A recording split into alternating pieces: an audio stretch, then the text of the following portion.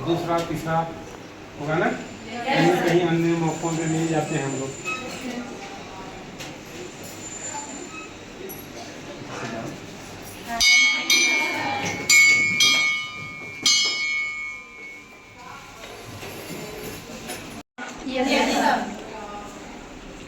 दस से कम किसके परिवार में है?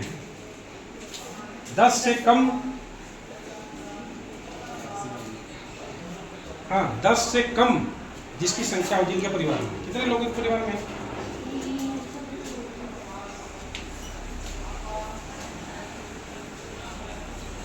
परिवार का मतलब राशन कार्ड में जिनका नाम है वो परिवार नहीं है ना। हमारे परिवार में राशन कार्ड है, राशन कार्ड में हमारा परिवार नहीं है। हमारे चाचा भी हमारे परिवार के हिस्सा हैं, उनके बच्चे भी हमारे परिवार का हिस्सा हैं, लेकिन हमारे राशन कार्ड में उनका नाम नहीं है। तो हमारे परिवार में 5 राशन कार्ड हो सकते हैं, लेकिन एक राशन कार्ड में 5 लोगों का जो नाम है सिर्फ वो हमारा परिवार है, ऐसा तो नहीं है। तो परिवार में चाचा, ताऊ, उनके बच्चे सब हमारे परिवार हैं। छोटा परिवार सुखी परिवार होता है क्या? नहीं। छोटा परिवार सुरक्षित ही नहीं होता है। जब सुरक्षित नहीं होता है तो सुखी कैसे होगा? बड़ा परिवार, हम दो हमारे दो का ही कॉन्सेप्ट रहना चाहिए। हम दो हमारे दो का ही कॉन्सेप्ट हो, लेकिन वो दो मिलकर 10 हो 20 हो जाए। 3 भाई भी हैं तो तीनों भाई ज्वाइंट होना चाहिए। अगर उनके 2 हैं तो 6 हो गए। एक आदमी का 2 ही बच्चे अच्छे होते हैं, लेकिन सब ज्वाइंट होना चाहिए तो सुरक्षित रहेंगे। एक दूसरे को आप जब अपना परिवार मानेंगे, उनके प्रति आपकी जिम्मेदारी होगी, है ना, तो उसकी जो है आप सुरक्षा भी करोगे, आपकी जवाबदेही होगी और आप उनसे कुछ उम्मीद भी करोगे।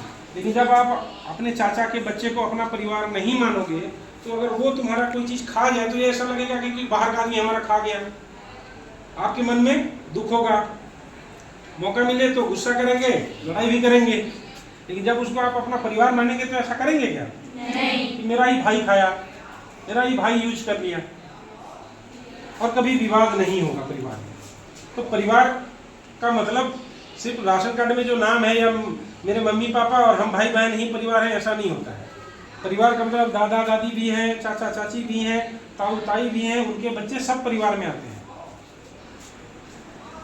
तो परिवार बड़ा होना चाहिए, लेकिन हम तो हमारे दो का ही कॉन्सेप्ट चलना चाहिए। अब जब ज्वाइंट फैमिली में रहेंगे, मान के चलिए कि अगर एक परिवार को क्या क्या चाहिए घर में, बाथरूम भी चाहिए, आंगन भी चाहिए, किचन भी चाहिए। लेकिन अगर 20 लोगों का एक परिवार रहेगा तो भी एक ही किचन चलेगा। लेकिन अगर 5-5 लोगों का अलग अलग परिवार होगा तो 4 परिवार हो जाएंगे, तो 4 किचन चाहिए, 4 आंगन चाहिए, हर चीज 4 गुना हो जाएगा। लेकिन अगर ज्वाइंट फैमिली में आप रहते हैं तो सिर्फ बेडरूम अलग चाहिए ना, किचन एक ही किचन से काम चलेगा, एक ही आंगन से काम चलेगा। और जिस गति से हमारा जनसंख्या बढ़ रहा है, क्या हमारा जमीन बढ़ रहा है क्या? नहीं।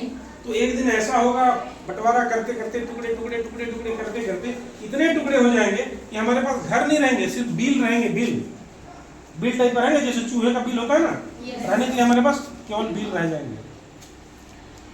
तो जब हम ज्वाइंट फैमिली में रहेंगे, ज्वाइंट फैमिली को अपनाएंगे, तो हमारे पास व्यवस्थाएं बनी रहेंगी और सुरक्षित रहेंगे। आज भी आप बड़ा परिवार रहता है तो उसकी तरफ कोई आंख उठाता है क्या? नहीं। बड़ा परिवार सुरक्षित होता है, लेकिन छोटा परिवार को क्यों आदमी एक्सेप्ट करता है कि नहीं, हमारी जो जरूरतें हैं, हमको मेहनत कम करना पड़े, कम आय में भी हम अच्छे से रह सकें। लेकिन जब बड़ा परिवार रहेगा तो बड़ा परिवार का आय भी तो बड़ा होगा। तो इसलिए ज्वाइंट फैमिली को आप चूज करें। आपको मैं पहले भी बता चुका हूं, आप लड़कियां हैं, जब भी आप शादी करते हैं तो आपका शर्त होना चाहिए कि मेरी शादी ऐसे परिवार में करें जहां ज्वाइंट फैमिली रहता हो। ज्वाइंट फैमिली में आप जाएंगे पहले भी आपको बताया हो कि हो सकता है आपको खाना ज़्यादा बनाना पड़े, ज़्यादा थोड़ा नाश्ता बनाना पड़े, लेकिन वहीं जब समस्या कुछ आती है तो समस्या आप तक पहुँचेगा क्या? जब ज्वाइंट फैमिली रहेगा तो आज भी कहीं किसी के घर में कोई बीमार हो जाए, किसी प्रकार की परेशानी आता है ना, तो जब बाहर से 5 लोग आके खड़े हो जाते हैं तो उसको बहुत सारा बल मिलता है, दम मिलता है। मिलता है कि नहीं मिलता है? तो आप अगर ज्वाइंट फैमिली में रहेंगे तो वो 5 आदमी जो बाहर से आके आपको दम और बल देते हैं वो ऑलरेडी आपको एनी टाइम मिलता रहेगा। कुछ भी होगा, कुछ भी हानि लाभ हानि वैसा होता है तो हमसे ऊपर वाले हैं, परिवार में सीनियर सदस्य हैं, वो लोग देखेंगे। लेकिन जब आप सिंगल परिवार में जाने लगेंगे, शादी करके पति को लेके अलग किराए के मकान में कहीं रह रहे हैं, वहाँ ठीक है आप 2 जने हैं, अच्छा चल रहा है, तब तक अच्छा है, लेकिन कोई समस्या आएगा तो पूरा समस्या आपका ही रहेगा ना। लेकिन आप ज्वाइंट फैमिली में अगर है तो वो समस्या आपका नहीं रहेगा, क्योंकि घर में जो पुराने लोग हैं वो उन्हीं से वही लोग निपटेंगे उसको, आप तक वो समस्या आएगा ही नहीं। इसलिए मैं हमेशा बोलता हूँ कि आप ज्वाइंट फैमिली को चूज करें अपने घर, अपने भाई बहन को, कि जब भी आप चलिए ठीक है शादी होगी दूसरी जगह चले जाएंगे, आपके 2 भाई हैं तो उनको कम से कम बताइए कि जब भी आपकी शादी हो जाए तो आप अलग ना हो, और आप जहाँ शादी होके जाते हैं तो वहाँ आप अपने परिवार में अपने पति को ये चीज़ को बताइए कि हमको साथ में रहना है, अलग नहीं होना है। अलग होने से ठीक है, जो कमा रहा है वो अच्छे से रहने का, जो नहीं कमा रहा है वो परेशानी होगा। लेकिन अगर ज्वाइंट में रहेंगे तो एक बैलेंस तो रहेगा सबका, ना किसी को ज़्यादा ना किसी को कम।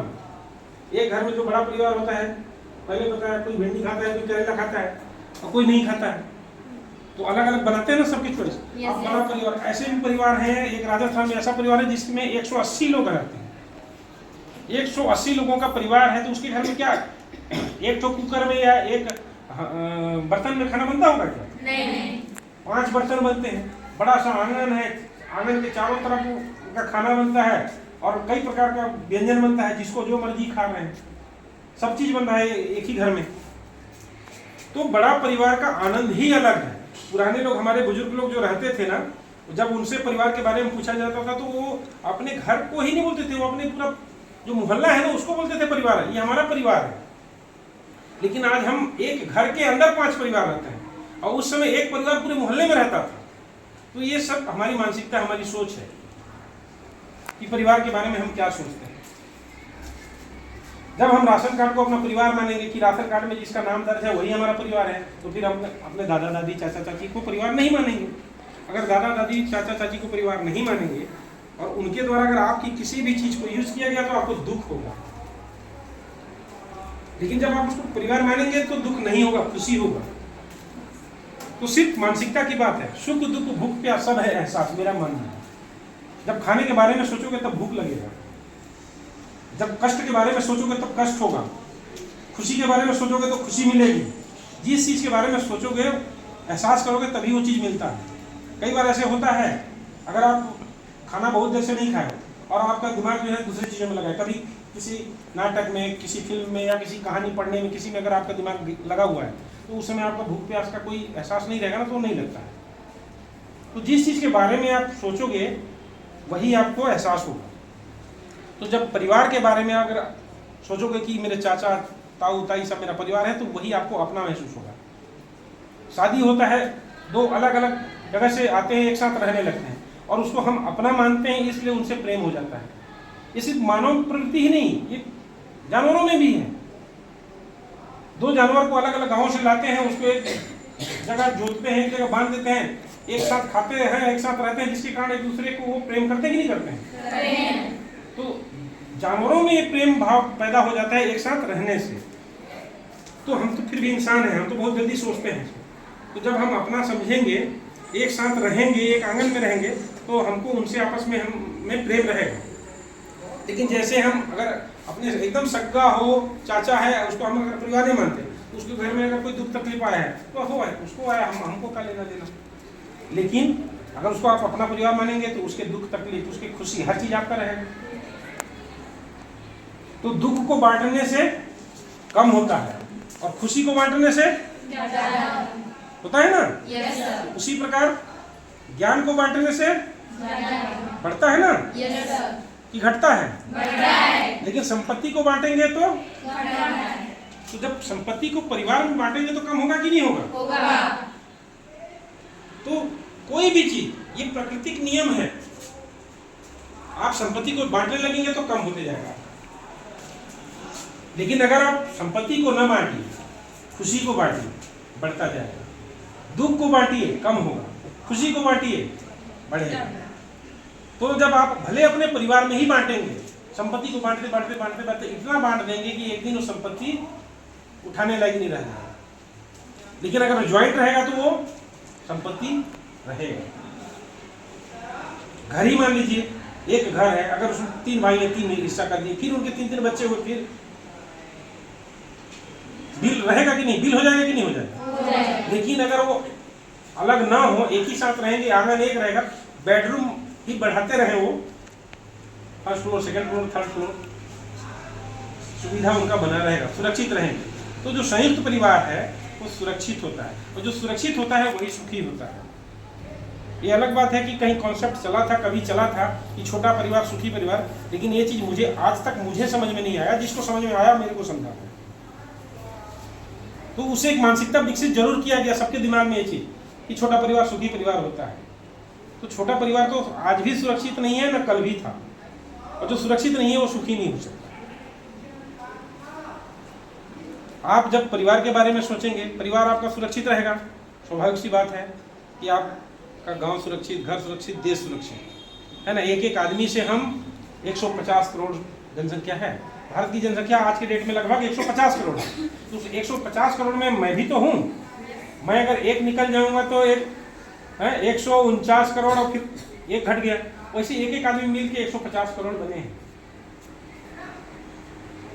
तो जो भी है विचार, जो विचार है वो मानसिकता है, उसी से हमारी सुख समृद्धि जुड़ी हुई है। पैसे से ही सुख संपत्ति शांति नहीं मिलती है।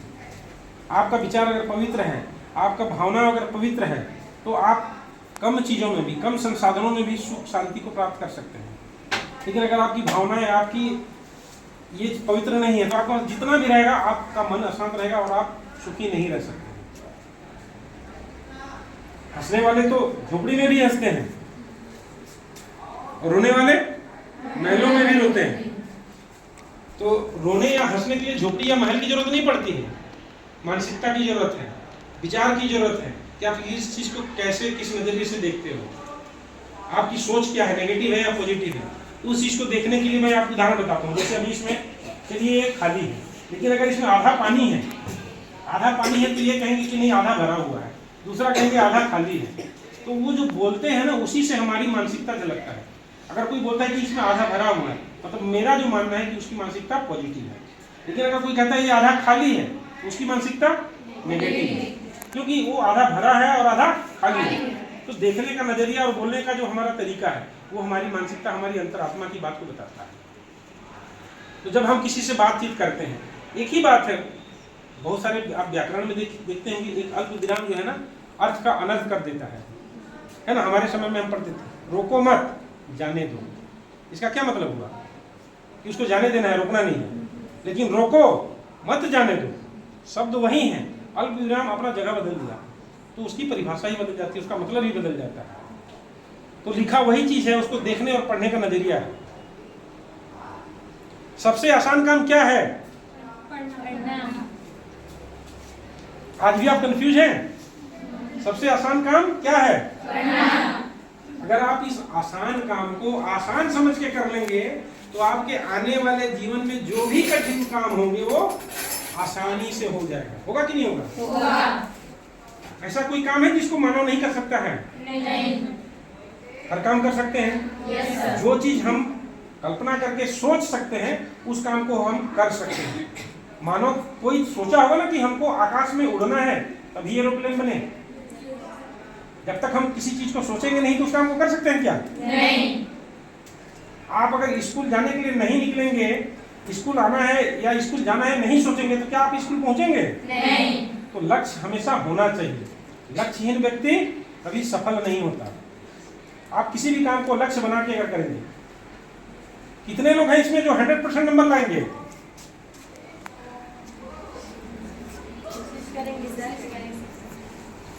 लेकिन आत्मविश्वास की कमी अभी भी मेरे को आप लोगों में झलक रही है। क्यों आपको आत्मविश्वास नहीं है कि हम 100% ला सकते हैं? करो लाने का टारगेट तो रखो कम से कम। आप जब सोचेंगे नहीं कि मेरे को 100% लाना है तो क्या आप ला पाएंगे? नहीं। तो मैं जब आपसे पूछा कि आप कितने लोग 100% लाएंगे तो आप में क्यों कोई हाथ खड़ा नहीं किया? जब आप 100, आपको अगर समोसा खाना है तो समोसा के बारे में सोचना पड़ता है, समोसा में क्या होता है, कैसा होता है, कैसे खाते हैं, सब चीज़ उसके बारे में सोचते हैं। तो 100% लाने के लिए आपको कैसे आएगा वो तो पढ़ना पड़ेगा, लिखना पड़ेगा, उसके लिए मेहनत करना पड़ेगा, सुबह शाम पढ़ना पड़ेगा, ये सब चीज़ें फिर आपके दिमाग में आएंगी। तो जब आपका टारगेट ही अगर 100% नहीं रहेगा तो क्या आप 100% ला सकते हैं? नहीं। तो आपको 100% लाने के लिए क्या करना पड़ेगा? टारगेट बनाना पड़ेगा। टारगेट बनाने के लिए आपको फिर उस हिसाब से पढ़ना पड़ेगा, तैयारी करना पड़ेगा। तो कितने लोग 100% ला सकते हो आप? अभी भी कुछ लोगों को कंफ्यूजन है क्या? तो कोई भी काम असंभव नहीं है, जब आप ये मानते हो तो 100% पा सकते हैं। तो जो शब्दकोश हर किसी का होता है, जैसे मेरा भी शब्दकोश है, आपका भी शब्दकोश है, तो मैं तो बचपन से ये मानता रहा कि असंभव नाम का शब्द जो है मेरे शब्दकोश में नहीं है। ये अलग बात है कि मैं उसको कर पाता हूँ या नहीं कर पाता हूँ, उसके लिए प्रयास कर पाऊंगा कि नहीं कर पाऊंगा, लेकिन जिस चीज़ के लिए प्रयास करूंगा तो उसका लक्ष्य हासिल करूंगा, ये मेरे में आत्मविश्वास है। और जो भी चीज़ आज तक मैं सोचा उसको हासिल किया हो। आदमी क्या, अंतरात्मा की एक आवाज़ होती है, हमारी जो क्षमता और योग्यता होती है ना, उसी के अनुरूप जो है ये हमको आवाज़ देता है और हमको बताता है कि आप ये कर सकते हो, इस चीज़ को बोलो। तो जब आप अंतरात्मा की बात सुनेंगे तो आपकी जो क्षमता है, योग्यता है ना, उसको खुद बखान कर देता है कि मेरे को इतना मैं कर सकता हूँ, कर सकती हूँ। तो आप जब मेहनत करेंगे तो आपकी अंतरात्मा कहेगा कि नहीं आप और कर सकते हैं। मेहनत तो आपको करना पड़ेगा, सिर्फ अंतरात्मा तभी कहेगा। अगर आप मेहनत नहीं करेंगे तो आपकी अंतरात्मा भी नहीं बताएगा, नहीं कहेगा। मेरा मानना है दुनिया में कोई काम गलत नहीं है, वो समय और परिस्थिति उसको सही या गलत कराता है। झूठ बोलना गलत है क्या? नहीं। लेकिन झूठ बोल के अगर किसी को नुकसान पहुंचा रहे हैं तो वो गलत है, लेकिन अगर झूठ बोल के किसी का भला हो रहा है तो वो नहीं। सच बोल के अगर किसी को हानि पहुंचा रहे हैं तो वो सच। तो सही या गलत जो है समय और परिस्थिति बताता है। इतिहास में बहुत सारे ऐसे उदाहरण होंगे। गौतम बुद्ध एक चौराहे पे बैठे थे, एक शिकारी रास्ते में गया, वहां दोराहा था। शिकारी जो है गौतम बुद्ध से पूछते हैं कि हिरण को जाते देखे वो किधर गया? तो जिधर हिरण गया रहता है वो उधर में बता के दूसरी तरफ को बता देते हैं। तो वहां गौतम बुद्ध झूठ बोले, लेकिन उनके झूठ से एक हिरण की जान बची। ऐसे ही राजा हरिश्चंद्र का एक कहानी कि सांप जो है एक मेढक के पीछे लगा हुआ है। अब यहाँ गौतम बुद्ध और राजा हरिश्चंद्र की सोच अलग अलग थी। अब सांप जो है मेढक के पीछे लगा है, खुलेंगे, दोस्ती करना चाहेंगे किसी से। मेरा तो मानना है कि मैं किसी के दूसरे के दुख का कारण नहीं बनना चाहता। अगर मैं किसी के चेहरे पे एक मुस्कुराहट लाता हूँ तो मैं अपने आप को, अपने जीवन को सफल नहीं चाहता। अगर हर आदमी में ये भाव आ जाए तो समाज सोचो कितना सुखी होगा। उस समाज में हम भी हैं, जब समाज सुखी होगा तो हम भी सुखी होंगे। तो किसी से भी लड़ने झगड़ने के लिए ना बहुत ज्यादा कारण ढूंढने की जरूरत नहीं पड़ती, वो तत्काल कारण बना सकते हो, आप लड़ सकते हो। लेकिन किसी से दोस्ती करना है ना तो उसकी अच्छाई को आप याद करो, खोजो उसके जीवन में कि आज तक इसने मेरे बारे में कभी कुछ अच्छा बोला, मेरे लिए कुछ अच्छा किया। अगर एक अच्छा चीज किया है, एक अच्छा चीज बोला है, तो उस चीज को आप आधार बना के उससे दोस्ती क्यों नहीं कर सकते? उससे आप अपनी दुश्मनी क्यों नहीं खत्म कर सकते? बात नहीं करने से दोस्ती खत्म, दुश्मनी खत्म नहीं होती है, बात करने से ही दुश्मनी खत्म होती है। कई लोग होते हैं जो हमारे पास आते हैं, सर हम उनसे लड़ाई झगड़ा नहीं करते, सर हमारे तो उनसे बातें नहीं होता है। इसका मतलब उनके बीच में दुश्मनी है। और दुश्मनी कब खत्म होगा? जब आप बातचीत करेंगे। छोटी छोटी चीजों के लिए जो लड़ रहे हैं, आप लोग नहीं, आपके घर परिवार, अड़ोसी पड़ोसी, रिश्तेदार में, उनको ये बात को समझाइए कि लड़ने झगड़ने से क्या मिलता है। छोटी छोटी चीजों के लिए, कोई जमीन के लिए लड़ रहा है, कोई घर के लिए लड़ रहा है, कोई किसी चीज के लिए। देना सीखो। जिस दिन देना सीख जाएंगे और वो भाव मन में आ जाएगा उनका कि अरे हो गया, मैं यूज करूँ या वो यूज करे, मैं खाऊंगा या वो खाए, मेरे रिश्तेदार है, मेरा पड़ोसी है, विवाद ही नहीं रहेगा। आप जब उसको एक दिन दो दिन देना शुरू कर देंगे तो आपका दुश्मन भी रहेगा तो आपको लौटा के देगा। क्या देगा? अगर आप प्रेम देंगे, जैसे मेरा मानना है कि मेरे पास जो रहेगा मैं वही आपको दे सकता हूँ। अगर मेरे अंदर नफरत है तो मैं आपको नफरत दूंगा, मेरे अंदर प्रेम है तो मैं आपको प्रेम दूंगा। अगर मेरे पास मान लीजिए राशन पानी में चावल है तो मैं चावल लेके दूंगा, आपके पास गेहूँ है तो आप गेहूँ दो। लेकिन अगर मेरे पास चावल है और आपके पास गेहूँ है तो आप मुझे चावल दे सकते हो। कि जिसके पास जो रहेगा वही एक दूसरे को देगा। आपका नेचर क्या है, आपका अंदर का व्यवहार क्या है, आप दूसरे से वैसे ही चीज करेंगे। आप अगर अच्छे व्यवहार के हैं, अच्छे नेचर के हैं तो आप दूसरे से अच्छा व्यवहार अच्छे से उससे पेश आएंगे। तो आप खुद आकलन कर सकते हैं कि अगर मैं किसी को गाली देता हूँ, देती हूँ, इसका मतलब मैं गालीबाज हूँ, ये मान लो। लेकिन अगर आप किसी से अच्छे से बात करें, आपको खुद में अंतरात्मा आपको बताता है, आपको ऐसा नहीं। तो आप लोग चाहें तो समाज को सुधार सकते हैं, घर परिवार को सुधार सकते हैं और इसी दुनिया में, इसी धरती में स्वर्ग ला सकते हैं, अपने जैसे घर को स्वर्ग बना सकते हैं। लड़कियां तो इतनी भाग्यशाली हैं, हमारी मान्यताएं हैं ना, लड़कियों को ही मतलब नारी को ही देवता माना गया है ना, नर ही नारायण है ऐसा भी है। लेकिन नारी को तो कई रूपों में पूजा जाता है, लड़कियों को कई रूपों में पूजा जाता है। लड़की को ही लक्ष्मी बोला जाता है, लड़के को क्या बोला जाता है, ये बोलते हैं ऐसा कुछ का। तो लड़की को इतना सम्मान हमारे समाज में है, लेकिन ऐसे बोलचाल में, प्रचलन में हिंद भावना की दृष्टि से देखते हैं कि कोई बोलता है कि अरे लड़की है, उसका लड़का नहीं। लेकिन लड़की जो है ना समाज की जननी है, हमारी पृथ्वी की जननी है। अगर लड़की ना हो तो क्या होगा बताओ। तो समाज के लिए, दुनिया के लिए लड़की महत्वपूर्ण है। हमारे समाज में भी लड़कियों का महत्वपूर्ण स्थान है। समाज में भी हमारी तो मान्यता है, यत्र पूज्यते नारी तत्र रमन्ते देवता। जहाँ नारियों की सम्मान होती है, पूजा की जाती है, वहीं देवता निवास करते हैं। तो लड़कों के लिए इस टाइप से कहीं कुछ कहा नहीं गया है, लेकिन ऐसा नहीं है, अच्छा काम करेंगे वो भी सम्मानीय है। तो लड़कियों को हमेशा से हमारे समाज में एक ऊंचा स्थान दिया गया है। आप कभी ये मत सोचे कि हम लड़की हैं, चाहे अपने माता पिता को समझाओ कि अगर हम लड़की है, हमारा भाई नहीं है, तो ऐसा नहीं कि वो वही मान। मैं तो ये मानता हूँ कि जिस भी किसी व्यक्ति का, किसी दंपति का अगर लड़की नहीं है तो बच्चों का जो प्यार होता है उसको नहीं समझ सकते। लड़का अगर है तो जब तक शादी नहीं हुआ है तब तक हमारा है, लेकिन लड़की तो ऐसे है कि शादी जब तक नहीं हुआ है तब तक भी हमारी है, और शादी होने के बाद जब वो ससुराल चली जाती है ना, तब वो ज्यादा हो जाता है, हमारा प्यार बढ़ जाता है उसका। घर में रहते वक्त तो माँ बाप से प्यार करते ही हैं, शादी होने के बाद और प्यार करते हैं। तो हमारे समाज के लिए ना सबसे महत्वपूर्ण है आप। और एक अगर लड़की पढ़ी लिखी हो, समझदार हो ना, तो वो पूरे परिवार को पढ़ा लिखा समझदार बना सकता है। क्यों? हर बच्चे की घर में रहना है, सास ससुर को समझा सकते हैं, ननद देवर सबको, बच्चों को सबको सिखा पढ़ा सकते हैं। लेकिन एक पुरुष पढ़ा लिखा है तो सिर्फ अपने घर परिवार को देख सकता है, वो उतना समय परिवार को नहीं देता है। तो इसलिए बच्चियों का पढ़ना लिखना तो बहुत ही जरूरी है। और जो पढ़ाई लिखाई हो संस्कार युक्त हो, आपका आचरण संस्कार युक्त हो। मैं हमेशा बोलता हूँ कि शिक्षा दीक्षा के साथ होती है। दीक्षा मतलब त्याग। सिर्फ पढ़े लिखे होने से ही समाज को लाभ पहुंचाए ऐसा मैं नहीं मानता, लेकिन अगर उनके मन में त्याग है, सेवा का भाव है, समर्पण की भाव है, तो वो शिक्षा बहुत उपयोगी होता है। जैसे कोई बलवान पहलवान है, लेकिन अगर उसके पास बुद्धि नहीं है तो कहीं भी हाथ पैर मारता रहेगा तो खुद के लिए भी समस्या उत्पन्न करेगा और दूसरों के लिए भी। लेकिन अगर बल के साथ, अगर बुद्धि के साथ अगर बल का उपयोग करेगा तो वो बल काम आएगा, समाज के लिए भी और खुद के लिए। तो बल के साथ बुद्धि होना चाहिए, विद्या के साथ जो है ना, शिक्षा के साथ दीक्षा होना चाहिए। और संस्कार निहायत ही जरूरी है।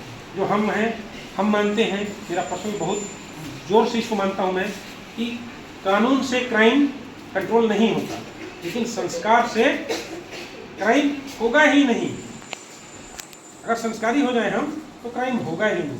और अगर क्राइम फ्री समाज हो तो आप कल्पना करो कि जो क्राइम कंट्रोल करने के लिए हमारा शासन प्रशासन का जितनी खर्चा व्यवस्था लगता है, अगर वो बच जाए और हमारे सिर्फ उत्थान के लिए लगे तो हमारा इसी दुनिया में स्वर्ग आ जाए। आज हम बड़े बड़े बम, परमाणु बम बना रहे हैं, किसके लिए बना रहे हैं? किससे बचने के लिए? सिर्फ एक दूसरे मनुष्य से बचने के लिए ना। तो मानव में अगर संस्कार आ जाए, किसी से कोई लड़े नहीं, झगड़े नहीं, ये हमारे आज घर परिवार से निकल कर हम इसको एक देश से दूसरे देश के परिप्रेक्ष्य में सोचें कि दो देश अगर अपना अपना कमाए खाएं, कोई किसी को डिस्टर्ब ना करे, तो हमारा जो आज रक्षा बजट है बचत होगा। तो हमारी ये भावनाएं आज हम अपने गांव से, अपने देश से इसको विदेश तक पहुंचा सकते हैं। भावनाएं हैं, विचार तो है। चलिए, आप लोग मेरे को इतना टाइम तक सुने, इसके लिए बहुत बहुत धन्यवाद।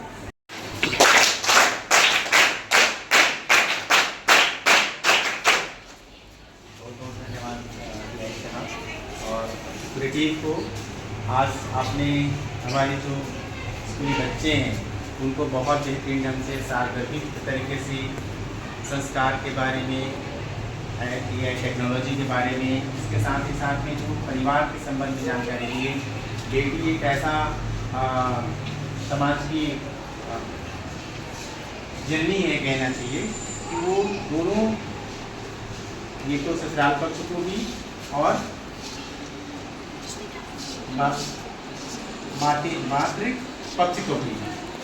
मातृ पक्ष को भी संभालने का काम करती है। और ये बच्चे जाकर के अपने गांव में, घर में, परिवार में जब ये बात जो आपने कही उसको यदि बताएंगे तो मुझे लगता है कि आपका जो यहाँ पे जो बातें कही गई है वो सार्थक साबित होगा। मैं आपको समय देने के लिए बहुत बहुत आभार व्यक्त करता हूँ कि आपने हमारे विद्यालय में आए और बहुत अच्छी सी जानकारी आपके द्वारा हमारे बच्चों को दिया गया। बहुत बहुत धन्यवाद।